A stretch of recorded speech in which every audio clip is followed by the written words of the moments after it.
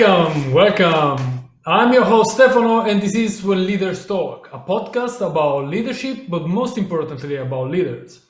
Episode 5, we have another very special guest, and is Admiral Giampaolo di Paola. Admiral di Paola has been the head of cabinet for the Ministry of Defense, and then the Secretary General of the Italian Defense, and then the Chief of Defense for Italy, and the chairman of the military staff for NATO, basically the senior military person in the whole NATO organization, and lastly, the Ministry of Defense in the Italian government. A broad experience that started from being part of the submarine crew. And during this interview, Admiral di Paola shares his insights on leadership and leaders. And he stressed many times the importance of having a vision, being innovative as a leader. He also talked about being humble and to listen and to be respected and to respect, to be authoritative more than exert the authority that you have. So there are a lot of things that he said, and also we have to consider all the special moments that he went through in his career. He had to deal with when he was chief of defense, for example, he had to deal with the war that erupted between Israel and Lebanon in 2006. Or later, when he was the chairman of NATO, he had to deal with the invasion of Georgia, the Georgian war with Russia, or the invasion of Ukraine in Russia, or when he was Minister of Defense in a very difficult moment for the finances of Italy. Italy was a recession at the time. He had to deal with reforming the whole military apparatus of Italy and much, much more. So there is a lot of wisdom coming from him, and I really appreciated and enjoyed the hour and the talk that we had during this hour. Well, I'm sure you will really appreciate what he said. There are a lot of things, a lot of takeaways that we can take from him. So enjoy this episode and don't forget to subscribe. Also remember, you can follow me on TikTok, on LinkedIn, on Facebook, on Instagram, and now also on Twitter. If you want more information about leadership coaching, then you can go on www.masteryourc.com. With no further ado, enjoy the episode.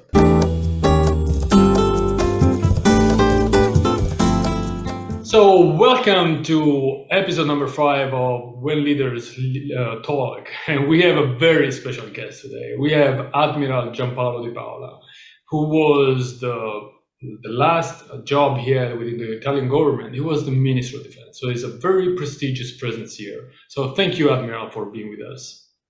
Thank you. Happy to be with you. All right. So I always start with my first question. That is, what is your definition of leadership? Well, I'm not sure there is a definition of leadership. By the way, leadership is something that I think everybody knows what leadership is, but de facto it's very difficult to define, therefore having a definition for. Probably there are certain features which, if we look to leadership figures into history, we will see certain number of features which possibly are common to all of them, but each leadership is its own. So I would not dwell on a definition, but on certain features which characterize leadership. Okay, and what do you think are those features that might characterize a leader? Well, the first one I think is have a vision. A leader must have a vision, must have an idea of the world, must have an idea of his field of action, must have an idea of what he wants to realize. Because if you don't have a vision, you cannot lead. Unfortunately, there are leaders with a bad vision, and therefore they were leaders, but bad leaders. Hitler certainly was a leader, but was a very bad leader. So vision is the first feature of a leader, having an idea, and this idea to want to implement it, to want to realize, and to realize with others. Because you don't realize, you don't lead. By definition, lead means leading someone. Otherwise, you don't lead. You just make your walk through your path in life by yourself. Leadership means leading others. So vision is the first mark of leadership. If you don't have a vision, you cannot be a leader.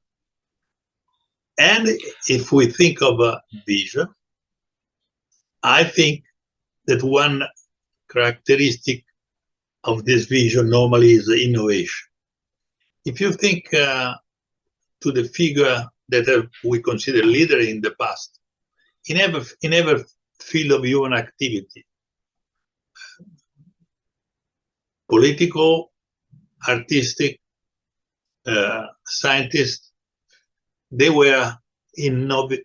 They were able, capable, and willing to think anew, to challenge the knowledge of the past, to challenge what was considered the truth at that moment. That is an essential feature. Thinking anew, thinking ahead, shape a figure, shape a vision of the future which will be different from the past. There is one quoting that I like so much. It's a quoting by Keynes. Keynes, the famous British economist of the last century. Everybody knows Keynes. Maynard Keynes in 1937 said, the idea that the future will be different, very different from the present and the past, is so disturbing to all of us that we tend to resist to the idea that the future is different.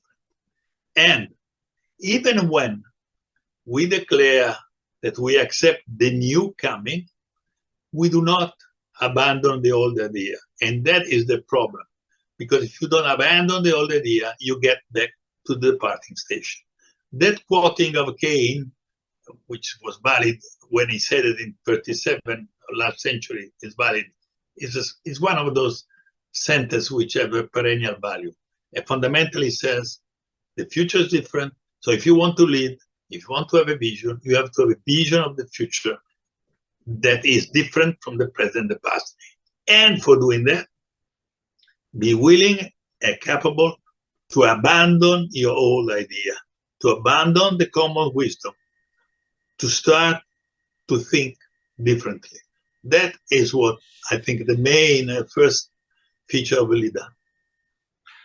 And very easy to say, very difficult if not sometimes. That's why there are so few leaders. There are many commanders, many political figures, but very few leaders. Yeah, many managers, yes, I totally agree. And now, and in the sentence, in the quotation of Keynes, in the quote of Keynes, there is a very special human resistance to any type of change, and we see it at a personal level and organizational level. Whenever we try to introduce a change, as you said, the first reaction is always like, oh no. We try to protect the status quo. We try to stay in our comfort zone and never leave it. But as innovation will bring us outside, and we dislike it simply. So you said the first thing you said was about the vision, having a vision. But one thing is having a vision. You might have the best vision ever, but you need also to communicate your vision, right? To transmit the vision. And the problem that you may face, and you know very well, is that the people you have to talk to, they are very different. They speak different languages. So how would you adapt? How would you, use your skill of communication to talk to people? Just think, you've been a commanding officer of ships, been a commanding officer of Grecale and Garibaldi, 2 prestigious ships. How were you able to communicate your vision to the crew, knowing that, there are different perceptions, if you will, of how to the environment and everything. But first of all, let me say one point, going back to the issue of a vision meant thinking anew. If you want to be able to think anew, first of all, you need to start doubting. So the second mark of leadership is having the ability to doubt of what is up to that moment the situation, or what is the common practice, what is the tradition, what is to doubt that. Because remember, very often people say, but this has always been done this way, this is a tradition, we do this, tradition, we like tradition. You are from a military, you know that in the military world, tradition, something that we like so much. Well, I would like to just remind that what we call tradition today, our tradition, when the tradition became a reality, when the tradition was thought about, when that tradition was, what we call tradition, was invented, at that moment was innovation. So tradition is the innovation which continues to repeat itself in time. So then, going back to your question, leadership, as I said before, you don't lead in isolation. Otherwise, you don't lead. You are not a leader. Leader means leading other people. And now you do that, you have to be able to make them understand your vision and to participate to elaboration of the vision and then to the implementation of the vision, which means that to be able to communicate, first you have to be humble enough to listen. Because if you don't listen to the others that you want to lead, how do you pretend that the other will listen at you? So listen to them, listen with honesty, listen to what they have to say, to think what to say, not disregard by principle because you are the number one. Whatever they say doesn't matter, it matters. So listen, and then after listening, elaborate your idea and re-communicate to them. Speak honestly, speak frankly, never say something that you are not really convinced of. Always separate facts from idea, assumption. If there is something you are not sure, don't say because you are the leader, you have to be seen as the one who knows everything. Say, I don't know. I have not a clear idea yet. I have to think about. Let's think about together. Let's see what can be a response or reply to a question. So honesty in listening and in being listened, that is fundamental. That's the way you communicate. And by the way, it's not if you are a leader or if you are a number one. It's not the authority coming from your command position which counts, but your authoritativeness. Because if you have authority but you don't have authoritativeness, you are that's a problem for you or for the one under you. If you are authoritative, that's what really matters. Certainly, if you have authority and authoritativity together, that's the best combination you can have. But if you have to choose one of the two, don't choose authority, but choose authoritativeness. And how? And if you are perceived, because they see that you are authoritative, then they will listen to you more attentively, more openly, and more prone to follow you. If they don't perceive that you have the authoritativeness of your vision, they will not even, they may oblige to respect your authority, but they will not comply with what is your vision.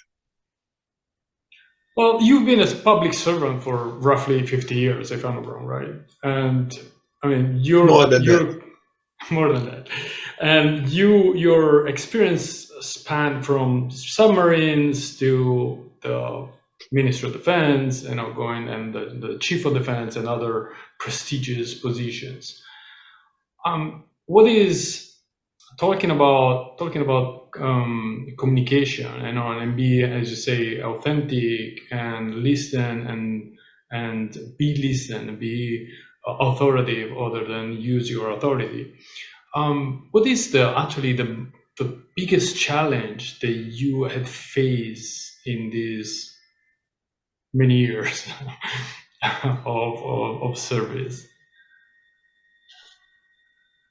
Well, the big challenge is always the same. When you enter a new position, first of all, enter in that position with humbleness, humbly. Second, before start speaking or commanding, start really to understand what is the environment which you enter. Listen to the person you find in that new position. And then, only then, when you have elaborated your own ideas, and they have come also to respect you for what you are, not because you are just a new commander, then at that point, you can exercise your leadership, your command authority, but always making them understand that there is a need to think new.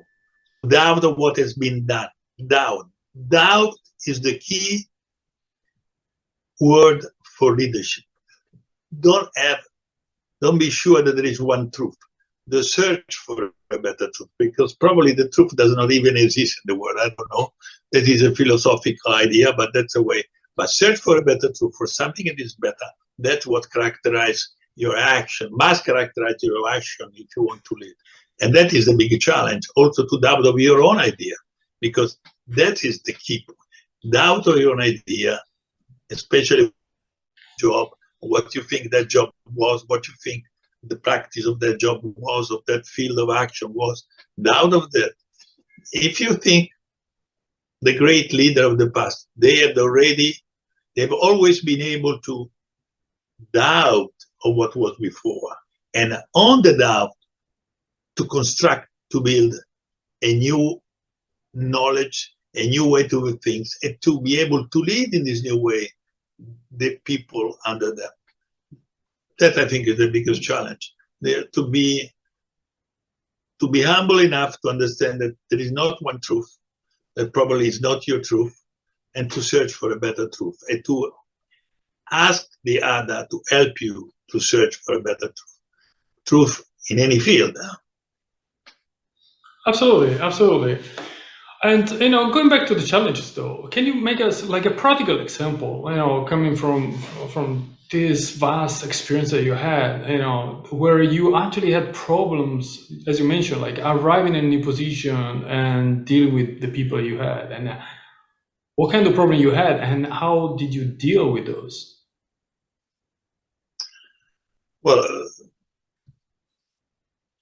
the first, when I became, probably the biggest challenge was the first time when I became, for the first time, commander of a submarine. By the way, it was also an old submarine, an old Guppy submarine, a former US Navy submarine. And so there was a way to do things, but in the end, this is an old boat. What can we do with that?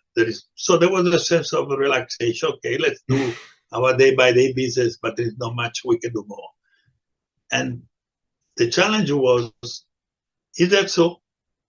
Even if we don't have a nuclear submarine and we have an old Guppy, can we not do something more relevant to do the best of what we have instead of hoping or dreaming of the best that we'll never have?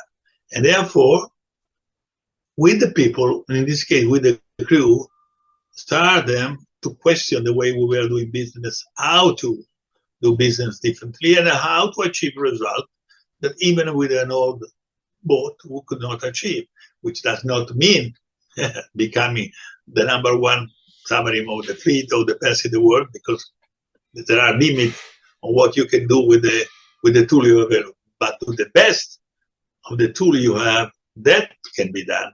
And to the best of the tool you have, mean challenge what has been done so far, and instilling in your people, in your crew, the belief that they can do something good even with an old stuff.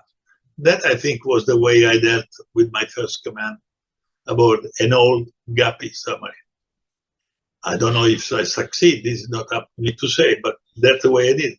That was my big challenge, to try. Considering your career, I guess there are no doubts on your successes. At least, starting from, if I'm not wrong, was the Capellini, right? The name of the submarine. Yeah, I must say I was lucky enough. I'm not it's not a matter of humbleness, also a matter of luckiness. But after my career in the submarine, because I wanted to continue to stay a ship, to stay aboard and to stay afloat, I shifted to the Grecale frigate, anti-submarine warfare frigate. So exactly, let's say, my former enemy. Now, entering in that position, now, in anti-submarine warfare frigate, that they have hunting submarine, that was a completely new world. That was also for me, first of all, humbly to try to understand how to run a ship, how to command a ship, and so forth, to listen to the crew, and then bringing my knowledge of my previous experience, say, look, maybe now that's the way we should try to handle submarine, because we have some knowledge of how the way normally behave, so let's improve this. And so I first listened to them, and then I brought my knowledge of the submarine world to become a submarine hunter, let's put that way. And also the understanding a ship is something different from a submarine. The submarine, as you know, are also called the tin can, And you are, in a tin can, you are really a family. In a ship, larger, bigger, then after the destroyer came, Garibaldi, the carrier, is much different. So you need to, yes, it's a family, but it's a much larger family. Therefore, the way you deal with them is not the same you can do in a tin can. But they have to perceive that you know them, your crew, that you know them one by one.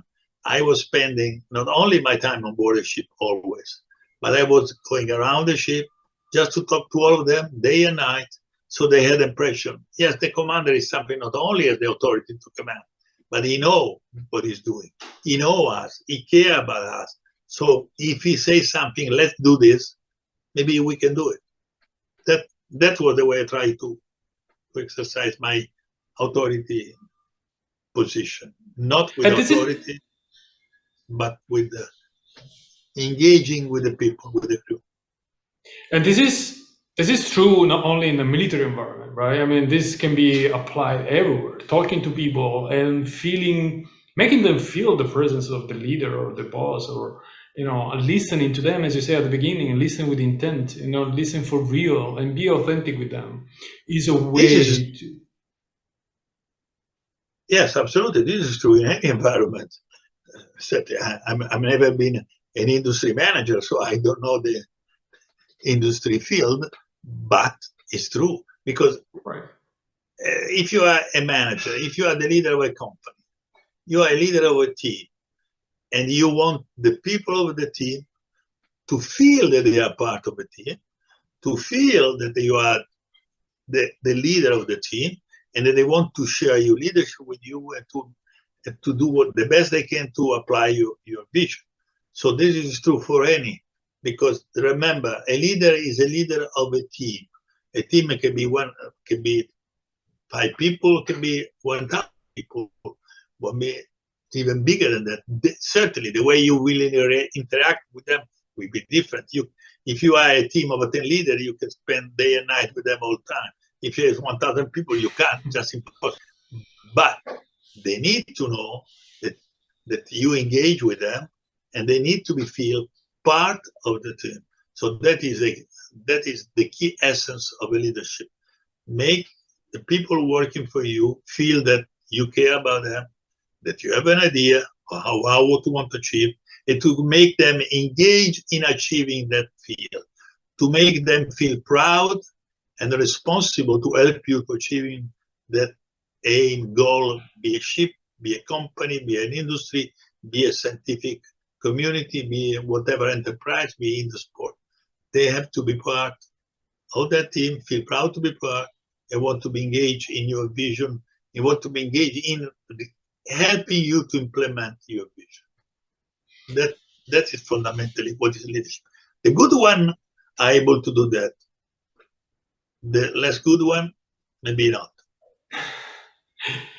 Yeah, I totally agree with that. And one of the things I remember from my command periods was really walking on the ship, at night, at day, in any moment, and interact with people. And it's so nice to listen to their stories, to understand who they are, what make them, in a way, happy or motivated, and it's also one of those elements that will keep the crew together. And yeah, and then But it's something. it's not only matter, yeah, to engage with them, yes, but that does not necessarily mean that you need to be honey with them, to be sweet, and to be.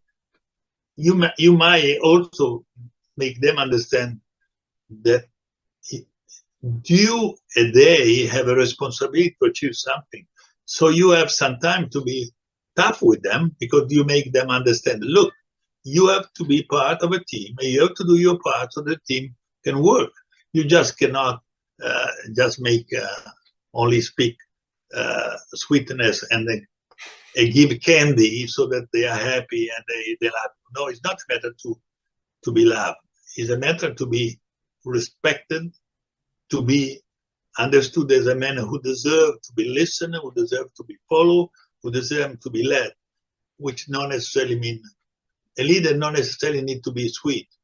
Can be even a tough person, but still can be respected, not only respected, but also the people not only respect you even if you are tough, but they understand that you are the right way to run things, and they will be proud to be part of that way of running things.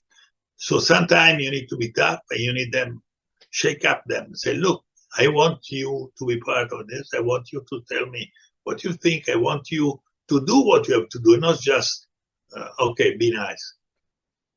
Yeah. Nicety says. No. Nicety time is no good. No, absolutely. But one of the things that in recent discussions that I had with other guests, someone actually say you need to be predictable in a way that what it means is like you need to be coherent. The people working with you, they need to understand how you work, what's your leadership style, how do you approach them, what do you want from them. But it's always be the same, because the worst thing is experience that I'm sure probably you had to, and I had. People changing from day to day, completely shifting, completely style of leadership and everything. But you say so many interesting things. I want to go back to one of the things that actually you said earlier when you were talking about the end of your command on the first submarine, the Capellini. You say, I'm not sure, I don't know if I was successful. How would you measure success for a leader? Well, success for a leader, you measure if he's able to achieve the goal that he has set for himself and for his team at the moment of taking the leadership position. If you are able to achieve that success, that is a measure of if you have been able to achieve that goal, that aim, that result, that is the measure of success. It's clear that there are at times conditions which will prevent you, as good as you are, to achieve your goal in total, and so that will be part of the judgment. So it's not only, okay, if you have to get 100 and you don't get 100, you're not a good leader. Not necessarily. Certainly, if you get 0, you are definitely a bad leader. But you can get an 80 because there are certain conditions around you, a situation around you, which will prevent you to achieve 100, but you have due certain conditions, you have achieved an 80, that is a success. So the fundamental measure of success to achieve what you have realistically set for yourself, for your team, as a realistic goal. Certainly, if you say that the aim is to go to the moon without a rocket, but certainly you demonstrate you are stupid. Therefore, you don't even deserve to be a leader. But so that's the way you measure. Especially if you're a commander of a submarine, you cannot. By another way, I think, to measure success is also how the other of the team look at you when you leave the team. Because don't care about the judgment of you, what are on top of you. Care about judgment of the one who are behind you, below you, because that's the judgment which really counts. They know better you than the one on top of you.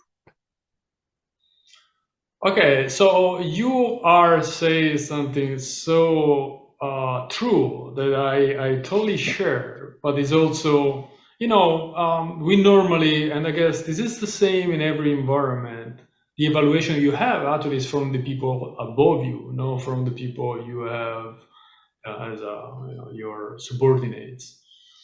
So it's sometimes probably what you will measure as a success is not always a success to your boss, for example. I don't know if you've ever been in a situation like this. No, sorry, I'm not sure I've understood the question. Yeah, you say something interesting. You say what is important is what the people of your team is thinking about you, and when you leave or and it is more important on the people that are above you, right? But actually, normally the evaluation on your success as a leader, as a person, they come from the people that are above you, from your boss, not from the people that are your subordinates. And this will so yes, sometimes. But No, go ahead. Yes, I understand now. What I mean by saying care about what the people below you think of you, that means in conducting your action of leadership, don't be afraid to dislike the one on top of you and therefore behave in a way to be liked by the top of you. That does not have to be any influence on your action when you are a leader. Clearly, if the people on top of you are honest, in the end, they will recognize what you have done and they will evaluate you properly. But even if they don't, there are two conditions. Or you are judging yourself too good and you think I've been misjudged, and that I don't think is the proper way to do it. Or the people on top of you have made a mistake, an error, and you don't have, okay, people can do mistake. Maybe you have done mistake with the people under you. So what? Let's go forward. Care. Don't complain. Let them think differently about you. But in general,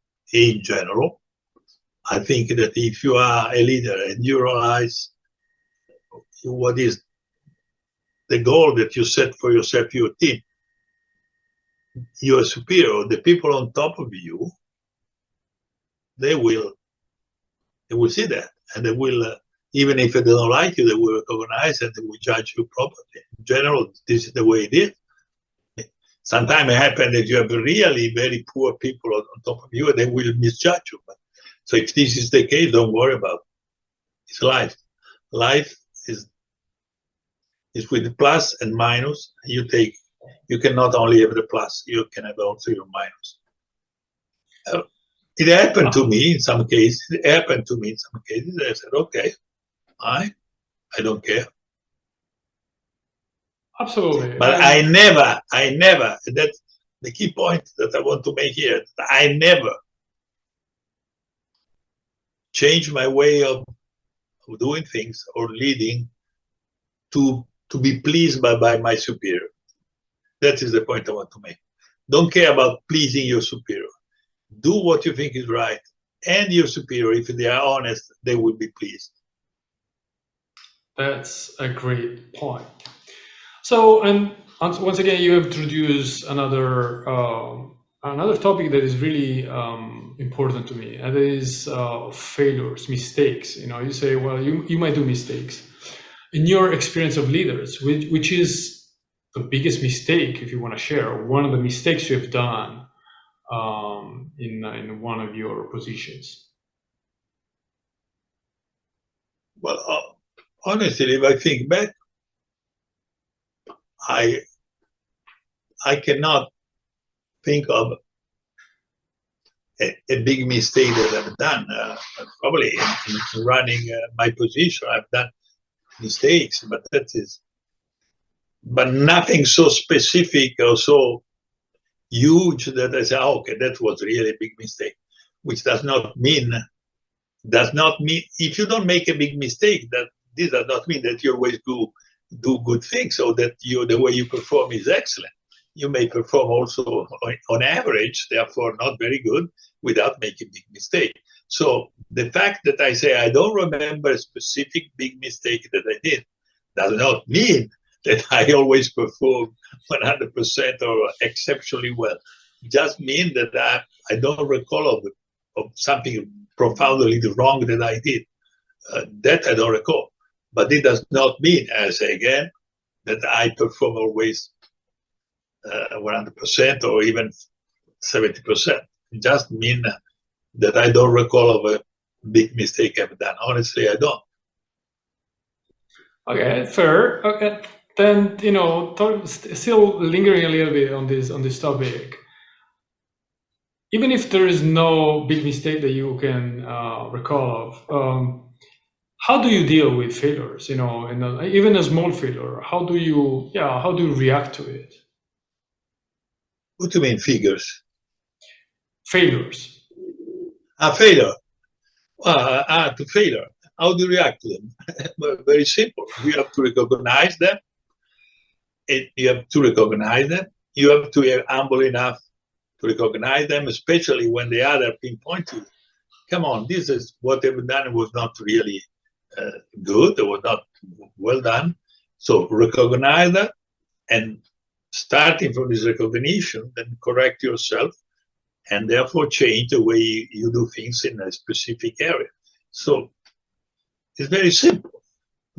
Accept that you've done a mistake. Recognize it openly and not say, no, it was not me. I was sleeping. Sorry, I was not here. If I was here, I was sleeping. No. I was here. It was my responsibility. I made a mistake. That's right. Thank you for reminding me or for making me know that I make a mistake. I could have done differently. Even asking to the people how this could have been done differently. How could it be done? So making them to feel they can even engage you and correct you that you are the leader. That's also a way to show that you really listen to them openly and freely and not by the position of authority. And then you correct yourself. So it's very simple. Be humble, recognize what you've done, and look at the way you have to do better, and ask your people to help you to do better next time. I appreciate the fact that you say it's simple, because I'm sure it's been simple for you. But do you think that generally speaking, this is exactly what people do, or is that simple? No, not necessarily. Many do, many does not. The one, not many do it, and that's why there are not so many leaders. If you want to lead, that is a condition. If you don't, you're not a leader. You will be a commander. You will be a manager, but you will not be a leader, because the leader has to recognize when he makes mistake. If you don't, and that's also the way to communicate, because recognizing your mistake is a way to communicate. Is a communication, because you signal to them that you accept that you can fail. Nobody is perfect. Nobody has the truth. By the way, what the truth? I even wonder if the truth exists. By the way, because that would be a philosophical concept, but I believe it. I believe in it. Okay. If suppose that really the truth exists, think one moment. Truth means, okay, you have reached the truth, so the world becomes standstill, because you have the truth. You don't change any law. Why you have to change from the truth? So there is a better truth, but it's not the truth with a capital T. truth, believing there is one immutable, real, great truth, mean be dead, fundamental. I understand actually the philosophical approach to truth. Absolutely. Absolutely. And to this philosophical approach, let me add a poetical approach. There is one Greek poet, Cavaphis. Cavaphis, he wrote many poems, but one of the most famous is Ithaca. And the essence of the poem Ithaca by Cavaphis is what really matters. Not to get to Ithaca, Ithaca the truth, is the trip to Ithaca.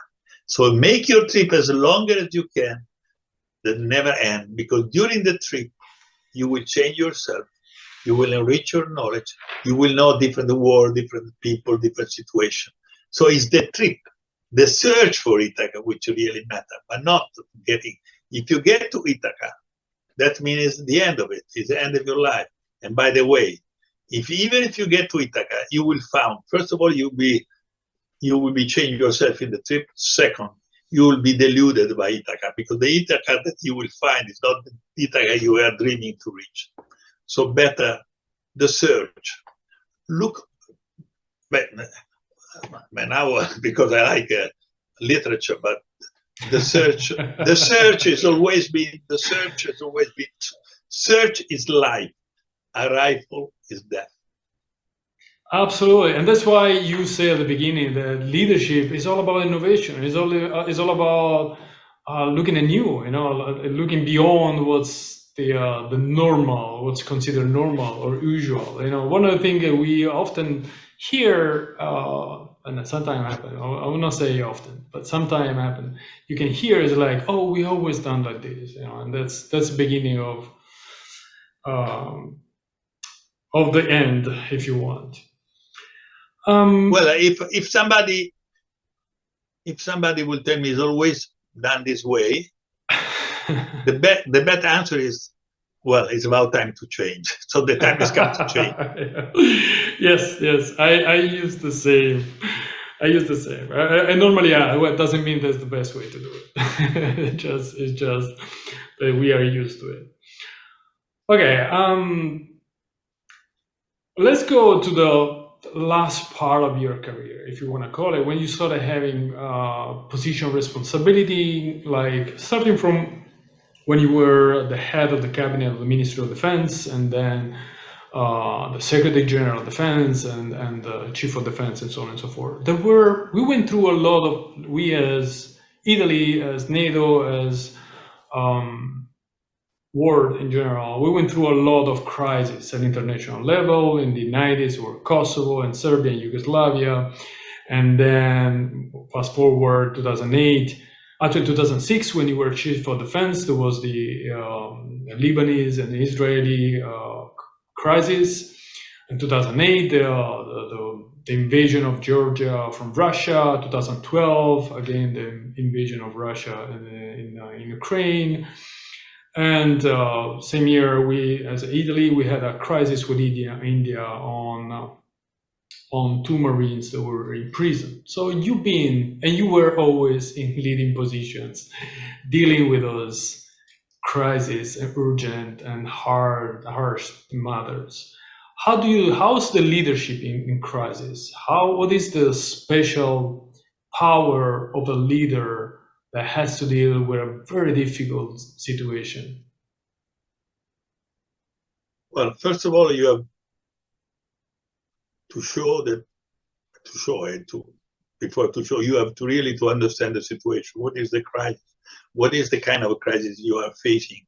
What can you do? Your nation, your organization can do to help solving the crisis.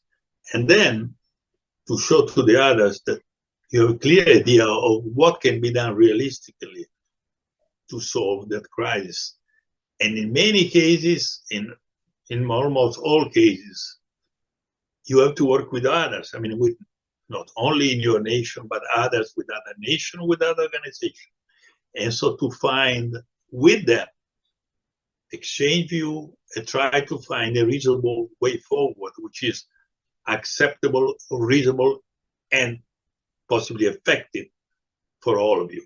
Because very often in international environment, you find yourself with positions which are quite different from what your view are or what your nation view are. And therefore, listen to them, make them understand what your position are. And when you go back home, make your people at home understand, look, we are not, because we are Italian, that we have the truth.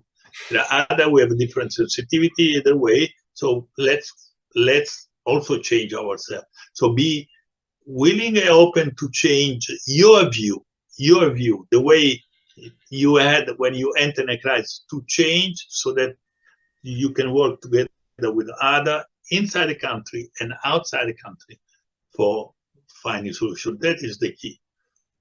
Not say, that is my position, that's the way it is, that's the way we have to do it. It doesn't work. Certainly, it doesn't work for nobody, not even for the United States of America, but certainly work less for nations like the European nation, which are not such a global power. So therefore, understand, make the other understand what are your position, what can be done, what cannot be done, but be also willing and able to push the limit of what you can do so that you can work together with the other. And that has been sometimes difficult, especially in my country, to push the limit of what can be politically acceptable to be done.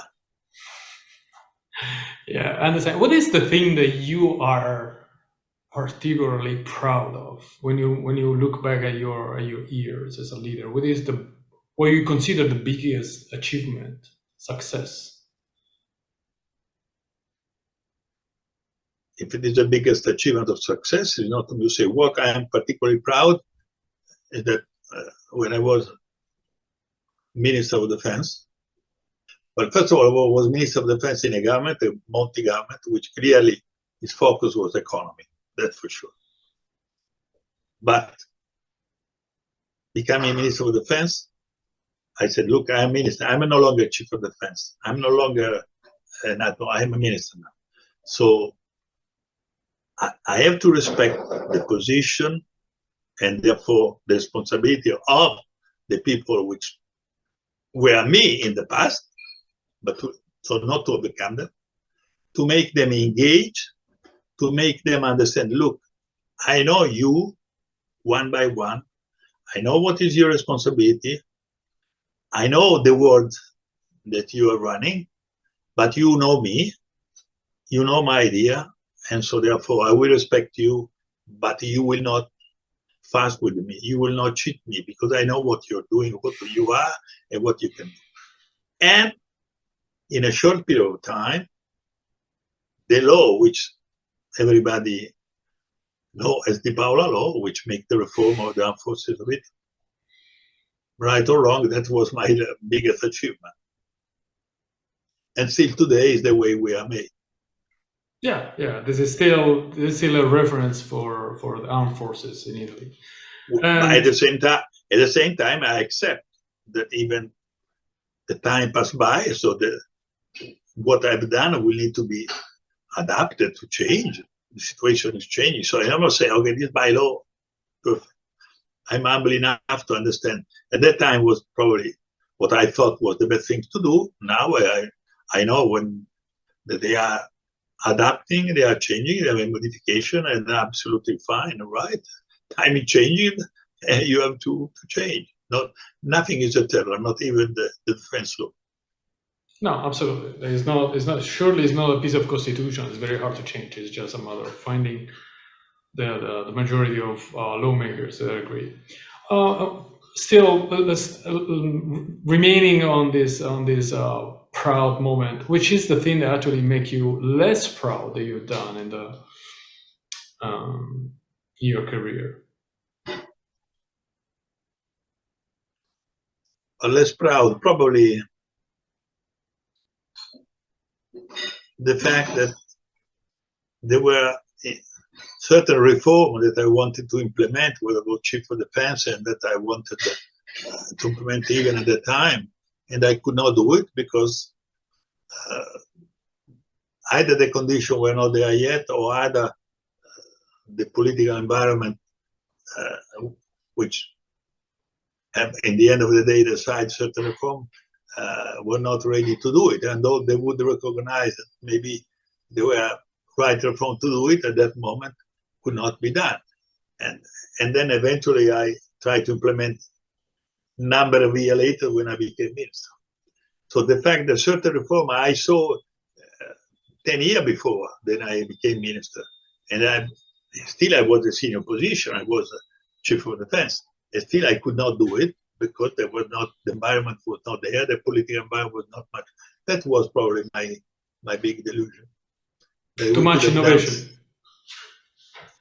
I think so. In any case, and probably sometime the people which are working with you, the other chief of the service, who were not at that moment were not ready to do it. And then some year later, person changed, situation mature, you go up to an upper level, so you can exercise better your idea. So I do, honestly, I do understand that not always we can do what we think we should do, and even with a touch of humbleness, I think that we must. Sometimes it's good that you not always realize what you think would be right, because maybe at that moment was not the right thing to do, although you think it was the right thing to do. So you have also to have the humility and the humbleness to understand that sometimes when the conditions are not there, even if you think forward, if the conditions are not there, you have to be humble enough to say, probably it's better than I could not realize what at the time was probably to realize. Right, timing is another essential. Understanding the timing is another essential attribute for leaders. Understanding, reading the room, as is generally said, but in a more broad way. For example, now there are friends of mine who are in service that now are doing things that they tell me, you said this thing had to be done 10 years ago. I'm happy that they say so. So I'm happy that now things are done that I had envisioned to do 10 years ago, but 10 years ago the conditions were not there. So now I'm happy that now they recognize that I was saying these things 10 years ago, but it does not mean that 10 years ago were maybe the right moment to do it. Now they can be done. And so I'm happy to see that some idea that I thought many years ago were now are implemented.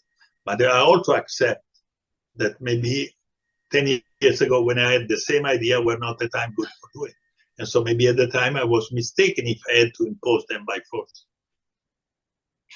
Well, see, then what I sense is you're still proud of those. It's just that, you know, especially now that they're actually moving forward, and then things are going in the direction that you envisioned much earlier.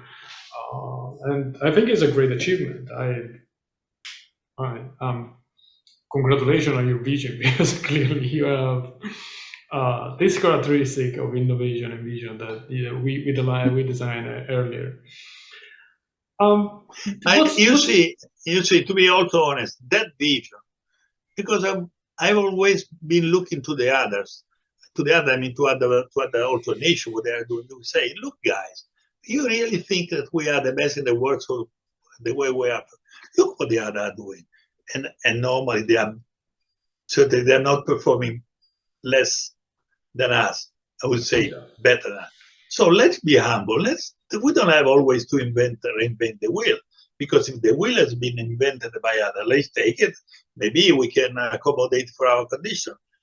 So that looking to the other, that was also one of my, I think, one feature of leadership. Looking to the other environment, looking to the other disciplines, because not because you are a military or a physician or you are an artist. You need, what really matters, you know everything of your field. Interdisciplinarity is what even more important, because interdisciplinarity, look into the other, look into other area, look into other field of human activity. You can find ideas which are also implemented in your different field of work. And that's, so not to be too restrictive to your field of action, because that you will be limited. Really, sometimes in other area of activity, you find ideas which are also applicable to you and you would have never thought of, and the other are doing it in completely different field. So look into the other, make the effort to be interdisciplinary, abroad, open-minded, not only in your field, open-minded, to be curious. In the end of the day, it means to be curious, to try to see what the other are doing in other fields and say, oh, this is a good idea. Let's see how we can implement it and make the other. Then you go to your team and say, look what's going there. Look what they do in France, in Germany, in the US, and so forth. Are they stupid? No, probably are we stupid. So let's see how can we implement it and make them be part of this process. So being of wide, broad mind in all fields, that I think is a characteristic of leadership. And then you say that when you say looking into the others, it came to my another question actually. Did you ever had a role model as a leader, someone that inspired you, and you say, okay, I want to be like this person? Well, two. Minister of Defense Andreatta, Ammiraglio Venturoni. What was so special about those? Well, Andreatta, the vision. He really had the vision. He really had the vision. So he was a visionary man. Venturoni, the ability, an organization, and to achieve the goal that he has set for himself and for the organization. Admiral, thank you very much. I have a last question before I'm sorry. So you're not thanking me. If you say, no, I say, thank you very much, goodbye, now you say another question. So you're not thanking me. I'm thanking you, but I have also the last question. Not yet. I'm not ready to let you go if you disappoint me. But I will very soon. And the last question I want to ask you is, if someone comes to you and say, Admiral, I wanna be a successful leader, what should I do? What would you tell him or tell her?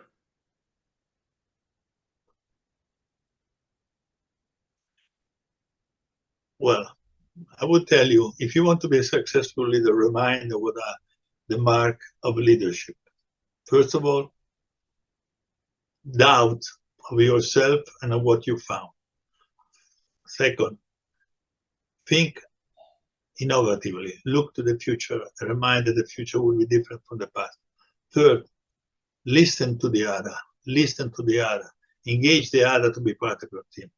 Fourth, look to be respected and to be considered by others, to be, to have not authority, but authoritativity, and be always in the search for a better truth in your field, and not believe in certainty, and be open-minded, so be interdisciplinary. That's what I want to say to them. And then be humble, first of all, humble. And be ready to fail, to recognize your mistake, and to adapt accordingly. That's what I would tell you. And this is a perfect closure. Basically, we have looked back to the beginning, and there's something we said at the beginning. So now, really, thank you for your time, for your openness, for your wisdom that you share with us. Thank you for having me with us. You are very welcome. Have a good day.